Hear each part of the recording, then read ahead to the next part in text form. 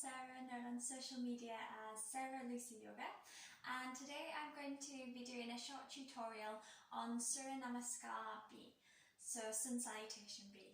You might have seen my earlier video where I was looking at Sun Salutation A. So these are a series of postures, a flow type of sequence that you would find in the Ashtanga series, and the Sun Salutations are also the basis of a Vinyasa style practice as well. I think they're really useful things to practice because for beginners they're a good way of being introduced to some foundation poses. And if you're doing some home practice, they're really good things to practice. Maybe you've only got a few minutes, so there's things that flow quite nicely to incorporate into your practice there.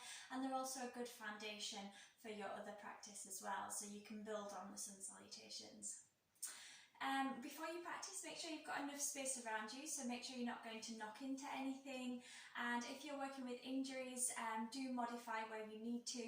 Make sure nothing's feeling painful in the body, and if it does, back off, and as always, take rest when you need to. We don't really need too much warm-up for these because they are often used as a warm-up themselves, so you can take them nice and gentle at the beginning, and then as you get more into it you can build up the rhythm a little bit and go deeper into the poses, so you can use them as a warm-up. I think it's quite nice just to warm up the wrists though before we get started, so let's just start taking some flashlights with the fingers here just to start to strengthen the wrists and the lower arms, so all the muscles in the lower arms get a little bit of a workout here. So we're just flashing the fingers as quick as we can. Let's take the arms up and take them out wide. It starts to ache after a little bit.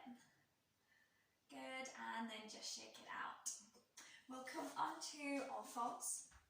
Just take the knees a little bit further back than the hips and bring the palms to the ground, and then just bump up the palms. So you're just taking a little lift there, and it just strengthens the arms. If this is really easy, you can try doing it in plank. It's a little bit more difficult. Just a few of these. Good. And then just bring the knees back into the position underneath the hips. Turn the palms upwards so that the fingers are just facing in towards the body, and then just slowly stretch back. So you're just bumping the hips back. Try and straighten the arms as much as you can. And that's just getting a stretch in the top of the wrist. I also did some other wrist warm-ups in the Sun Salutation A video, so if you like any of those, you can always take those as well.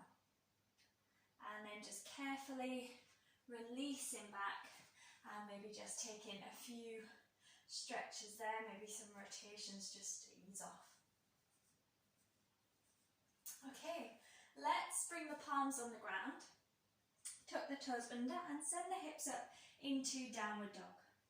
We can take some pedals with the feet. Downward dog is a nice position just to ease into our practice and warm up. So just bring one heel to the ground at a time, just to stretch those hamstrings, those calf muscles, bending one knee and the other. So don't worry if your heels don't touch the ground in this pose, doesn't matter. You do want to spread the palms really into the ground though, and straighten up the arms. A few more movements here, anything that feels nice, just to loosen off. And then look towards the hands and take some footsteps forward to meet the top of your mat. When you get to the top, just allow the knees to be soft, maybe hang over the legs, just release any tension there. And then we'll slowly start to rise up one vertebra at a time, all the way to standing. When you get to the top of your mat, just bring the big toes together, ankles together, and knees and legs zipped up there. Open out the chest, relax the shoulders, and just take a few breaths. We'll start to go through the first flow of Sun Salutation B. So to start this pose, we start to bend the knees and sink the hips, bring the arms up into chair pose. So let's look at chair pose. So we want to have the toes just peeping underneath the knees, and we're sitting the hips back. We're relaxing the shoulders down, but the arms are lengthened, maybe looking up towards the fingertips.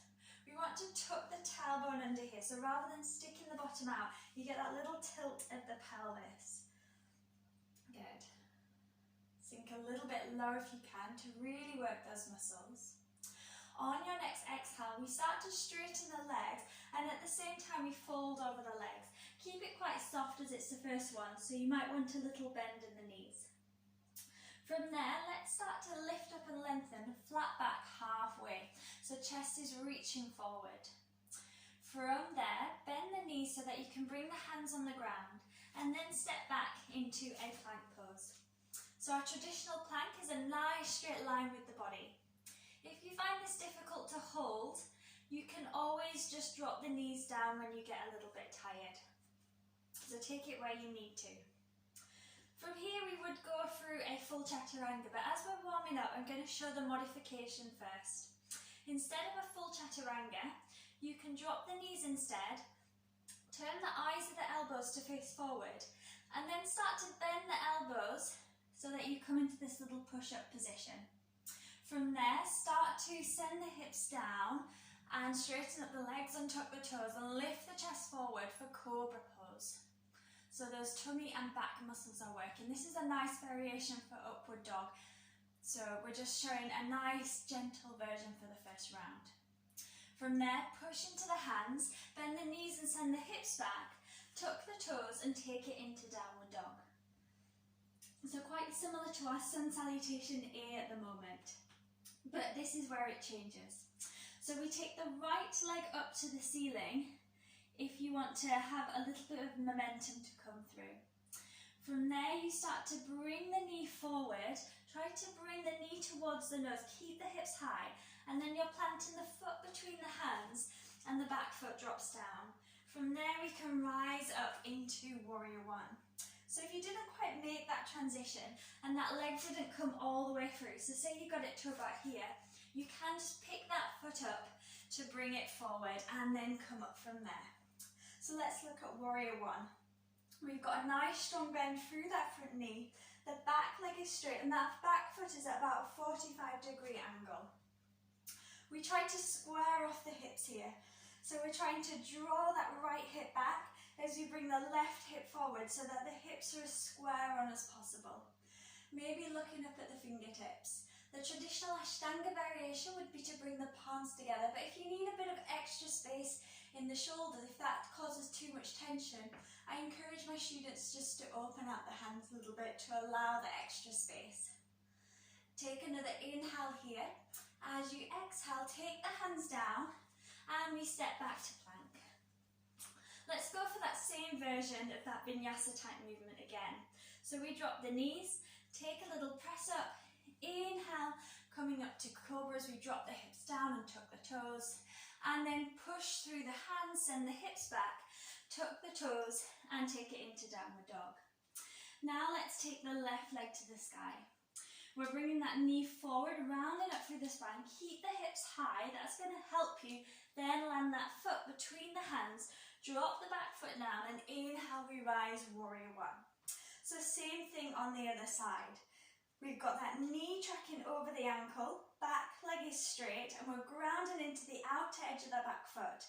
Remember, no tension on the shoulders here, so we want to relax the shoulders down and maybe looking up towards the fingertips. Try and square off those hips to the front. Another inhale here and exhale, take the hands down, frame the foot, step back, plank pose.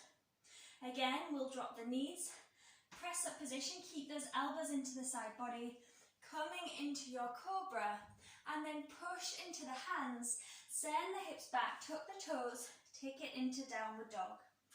Now here we would stay for a few breaths, maybe 3 to 5 breaths. So you could stay in your downward dog, or it's quite a good time to take a child's pose if you needed a little bit of rest. Just take your breaths where you need to. Another few breaths. And then when you're ready, tuck the toes, take it into downward dog. So you could take a big stride towards the front, or you might bend the knees, come high on the toes and take a step or a jump forward. Come up to halfway, flat back.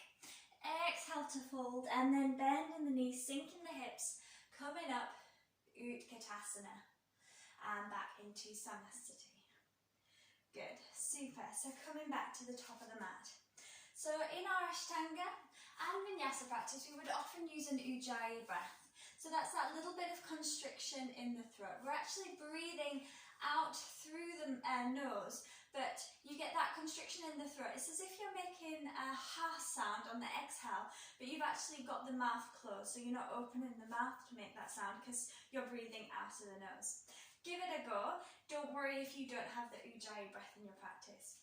We'll take another round. This time I'll demonstrate with the full Chaturanga variation, but keep doing that simpler variation with the knees down if that's better for you and you're not fully working on the Chaturanga yet. Best to stay in that easy option. From here, let's bend the knees, sink the hips, Utkatasana. Good.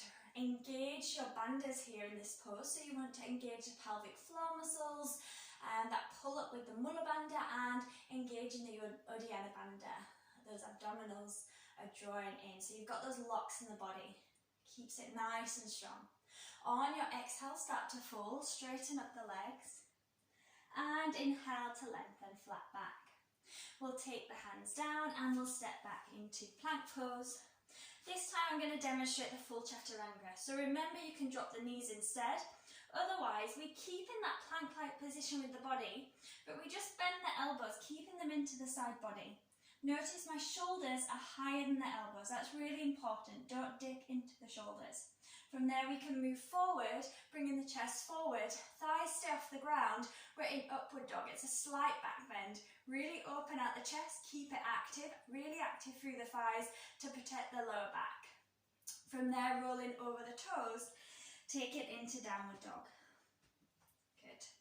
So before we lifted up that leg, you could start to just pick the foot up and bring it straight through using the core strength. It's a little bit stronger on the core. We drop the back foot down and we come back for warrior one. Holding for the inhale, and on the exhale we could take it straight back down and take it back to plank. Again, moving through that Chaturanga if you have it in your practice. Coming forward into upward dog and taking it back downward dog. This time left foot comes forward, drop the back foot down, inhale we rise warrior one for the in-breath, and as you exhale take it down with control, step it back to plank, through a vinyasa, and take it back to downward dog. Well done everyone. So again, you could stay in downward dog for a few breaths, or you could take it in child's pose. So I've given you some variations there. We'll do one more round together, so take whichever variation you like. When you're ready, coming forward to the front any way you like, maybe a little jump forward, nice and light. Halfway inhale, exhale to fold, and then bend the knees, sink the hips, bring the arms up, Utkatasana, and back to Samasthiti. Good, well done. So we'll do one more round together. This time I'm going to show a jump back to Chaturanga. If you don't want to do that, just step back to plank and then take it through your vinyasa-like movement, through your version of the Chaturanga. If you're doing the jump back, make sure you jump back with the bent elbows when you land. It's going to protect the shoulders, so I do recommend that more than jumping back into the plank. Okay, if we're ready, let's set ourselves up. Come back to the breath. And then bend the knees, sink the hips, take the arms up, Utkatasana. As you exhale, forward fold. And inhale to rise, flat back. Hands come down, this is the jump back. So bending the knees, bringing the weight towards the hands and jumping back lightly, Chaturanga. See my bent elbows there when I landed. Inhale, coming up for upward dog, forward. And exhale, downward dog. Picking up the right foot, send it through to the hands. Drop the back foot down. Inhale, we rise, warrior one. And exhale, take it down. Through your vinyasa. And take it back, downward dog. Left leg comes through. Warrior one, inhale. And exhale, take it down. Stepping back to plank. Through your Chaturanga or modified version. And back to downward dog. Well done.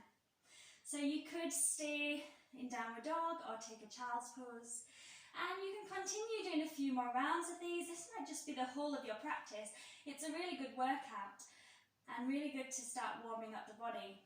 You might move on to a standing sequence, or you might come down and take a few seated postures.